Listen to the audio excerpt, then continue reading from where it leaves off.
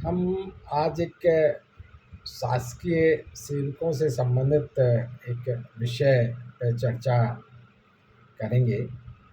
Madhya Pradesh civil सेवा वर्गीकरण नियंत्रण तथा अपील नियम 1966, जो कि MP civil service classification control and appeal rules 1966 कहा जाता है, जिनको संक्षिप्त रूप में सीसीए रूल्स भी अ, सामान्यतः बोलते हैं। CCA rules section so and so so and so, इनके तहत जो विभागीय जांच की जाती है उसके बारे में संक्षिप्त चर्चा करेंगे, क्योंकि ये विषय बहुत बड़ा है। लेकिन मोटे तौर से एक जिनकी जानकारी होना एक कर्मचारी को आवश्यक है, उनकी हम बात करेंगे किस तरीके से प्रोसीजर सामान्यतः होता है।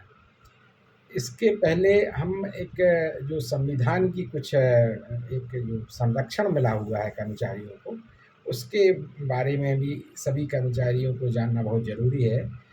अनुच्छेद 311 संविधान के जो अनुच्छेद 311 है, यह ये कहता है कि किसी भी शासकीय सेवा को सेवा से पदच्युत किया जाना, डिसमिस करना, सेवा से पृथक करना, हटाना, अवनत करने संबंधी जो प्रावधान है यानी डिमोशन करना, इनके पहले उसको आरोपों की सूचना देना होगी, सुनवाई का युक्तिकरण अवसर देना होगा, पश्चात ही उसको पदच्युत या कोई और सस्ती साक्ष्य के आधार पर ही किया जा सकता है।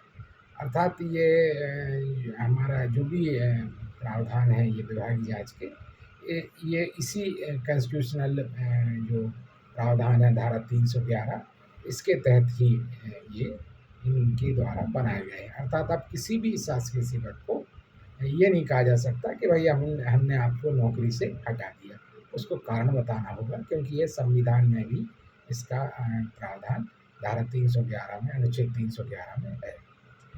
इसके साथ ही जो हमारा संविधान जो अनुच्छेद 14 है, यह भी जान लेना जरूरी है। यह ये कहता है कि विधि के समक्ष समानता और विधि का समान संरक्षण, यानी ये जो विधि जो भी लॉ है, ये सभी के सामने सभी समान है और सभी को समान संरक्षण है।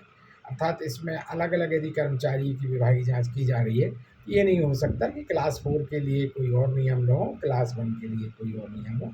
ये अलग हो सकता है कि उनके विभागीय जांच अधिकारी अलग हों, प्रस्तुतकर्ता अधिकारी अलग हों, वो उस रैंक का अधिकारी होगा, उससे बड़ा अधिकारी ही जांच करेगा, स्वाभाविक है। लेकिन विधि के सामने सभी की विभागीय जांच होगी, इसके बाद ही इसमें कार्रवाई की जाएगी। ये दो प्रावधान हमें ध्यान में रखना होगा। कोई भी विभागीय जांच करने के पहले ये भी जानना जरूरी है कि जो विभागीय जांच है, यह क्वासी जुडिशियल प्रक्रिया है, अर्ध न्यायिक कार्रवाई है, यह कोई न्यायिक कार्रवाई नहीं है। जांच अधिकारी कोई कोर्ट ऑफ लॉ नहीं है।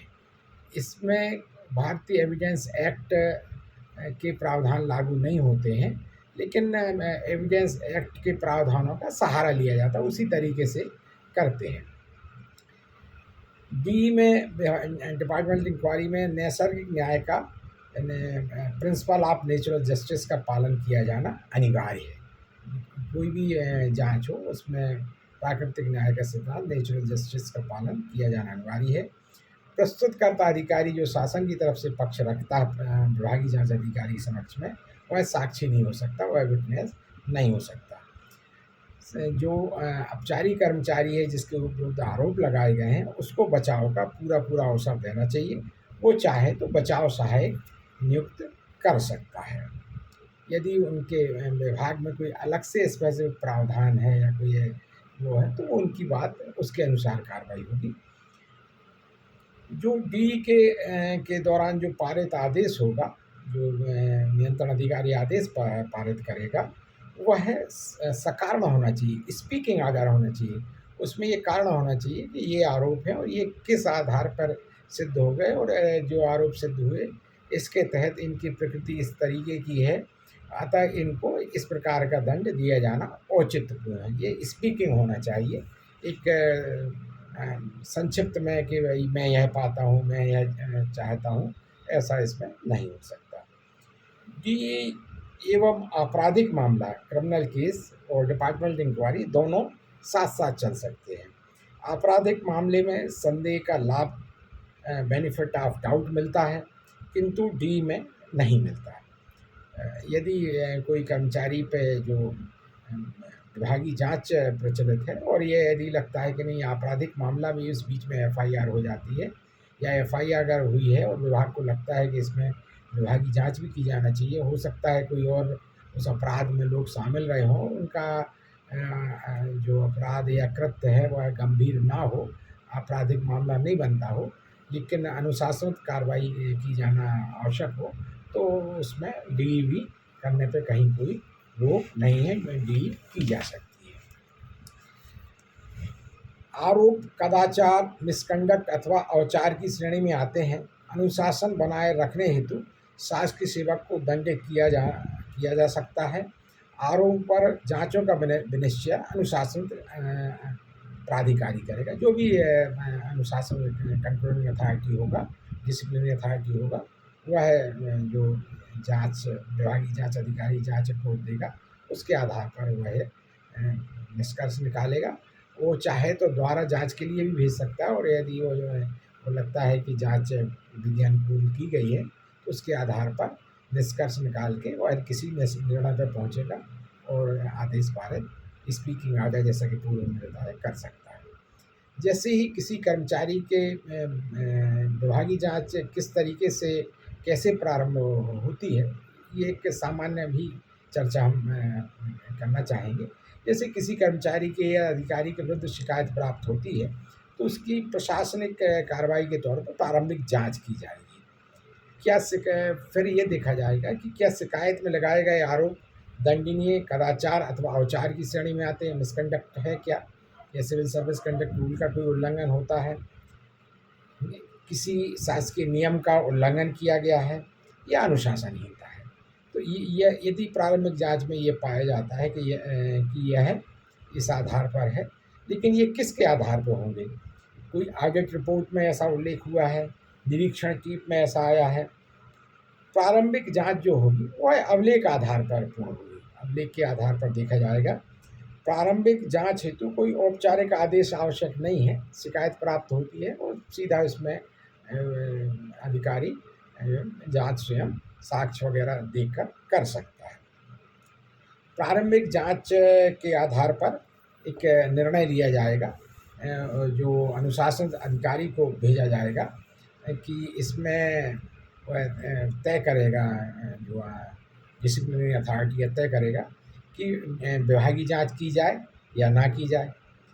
लघु शास्ति यदि देना है, यदि ये लगता है कि जो संबंधित व्यक्ति का जो कृत्य है वो इतना गंभीर नहीं है कि उसको सेवा से डिसमिस या इसका दंड दिया जाना चाहिए, और तो उसको लघु शास्ति, एक वेतन वृद्धि रोकना, संचयी प्रभाव से ये करना, या परनिंदा की शास्ति देना, तो ये सीधा दंड देके विभागीय जांच नहीं होगी, यहीं फाइल क्लोज हो जाएगी। यदि मुख्य शास्ति या दीर्घ शास्ति दी जाना है, उसको लघु शास्ति नहीं दी जाना है, तो विस्तृत विभागीय जांच का निर्णय लिया जाएगा। इसके संबंध में विस्तृत आदेश किया जाएगा, और ये जो विभागीय जांच होगी वो पर्याप्त दस्तावेजी साक्ष्य और मौखिक साक्ष्य के आधार पर की जाएगी। दस्तावेज जो है वो अनुशासन प्राधिकारी की अभिरक्षा कस्टडी में होने चाहिए। जो आरोप पत्र जो बनेगा, इसके आधार पर जो डिटेल आरोप पत्र बनेगा, यह अपचारी शासकीय कर्मचारी को उसकी एक प्रति देना होगी।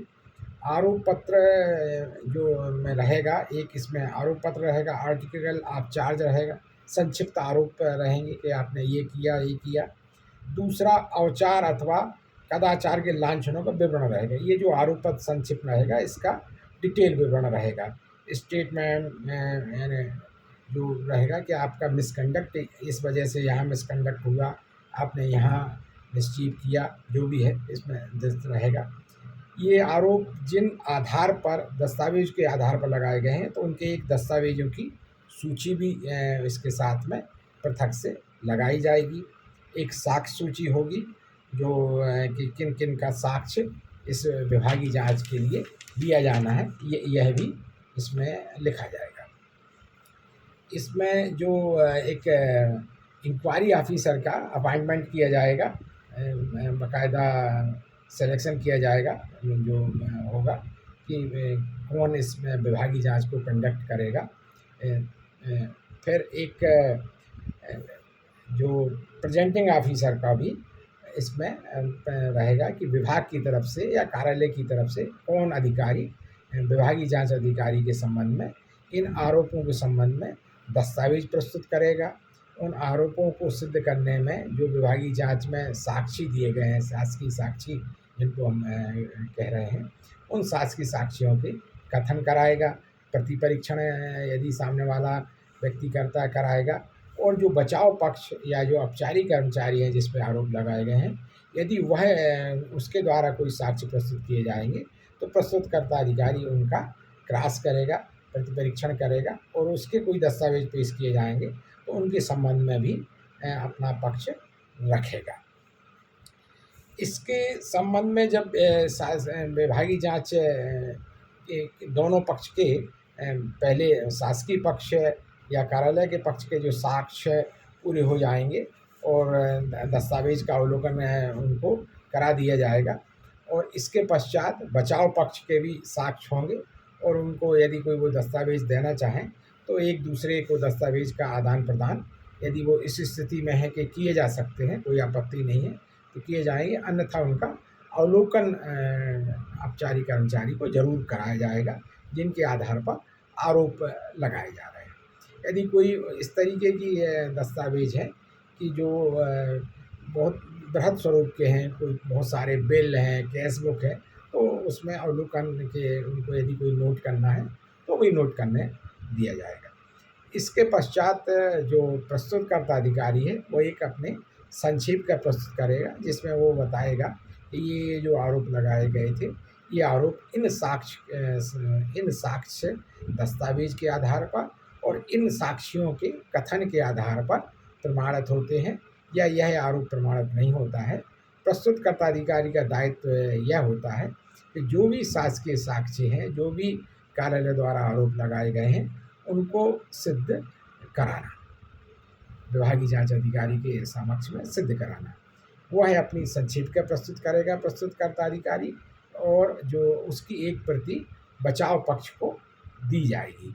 बचाव पक्ष या जो औपचारिक कर्मचारी है वह भी एक संक्षेप का प्रस्तुत करेगा जिसमें वह अपना पक्ष रखेगा कि वह सामान्यतः यही बताएगा कि जो अमुक आरोप है ये आरोप सही नहीं है या इनमें से 4 जो भी आरोप लगाए गए इनमें से 2 सही हैं, 2 नहीं हैं, या इसमें उसके द्वारा सहज भूल हुई है, कोई आपराधिक कृत्य नहीं है। जो भी उसका XYZ जो भी उसको अपना पक्ष रखना होगा वो पक्ष रखेगा, अपने साक्ष्य की भी बात करेगा और संक्षेप का प्रस्तुत करेगा।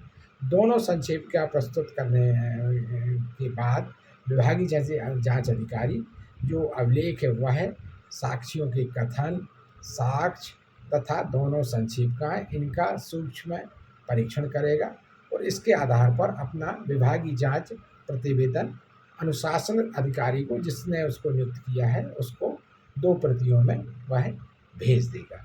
इसके पश्चात जो अनुशासन अधिकारी है वह उसमें जो भी यथोचित निर्णय होगा वह निर्णय कर सकेगा। यदि अनुशासन अधिकारी को ये लगता है कि विभागीय जांच अधिकारी द्वारा विभागीय जांच ठीक से नहीं की गई है, साक्ष्य का अवसर नहीं दिया गया है या कि उनके द्वारा कोई ओवरलैप किया गया है और जो आरोप के बारे में जो व्याख्या की गई है वो सही नहीं है, तो वह इस प्रतिवेदन को अमान्य भी कर सकता है और पुनः विभागीय जांच का आदेश दे सकता है या कि वो है उसको आंशिक रूप से मान्य कर सकता है, बाकी रूप से पुनः जांच के लिए कहा जा सकता है। विभागीय जांच के दौरान यदि औपचारिक कर्मचारी के विरुद्ध यदि कोई नया मामला सामने आता है और यदि कोई अतिरिक्त आरोप जोड़े जाना है तो अतिरिक्त आरोप भी इसी तरीके से उसमें 2 प्रतियों में तैयार किए जाएंगे और उनको आरोप कर्मचारी पर आरोपित करके उसका प्रारंभिक जवाब लेके विभागीय जांच में उनको अतिरिक्त आरोप के रूप में भी जोड़ा जा सकता है।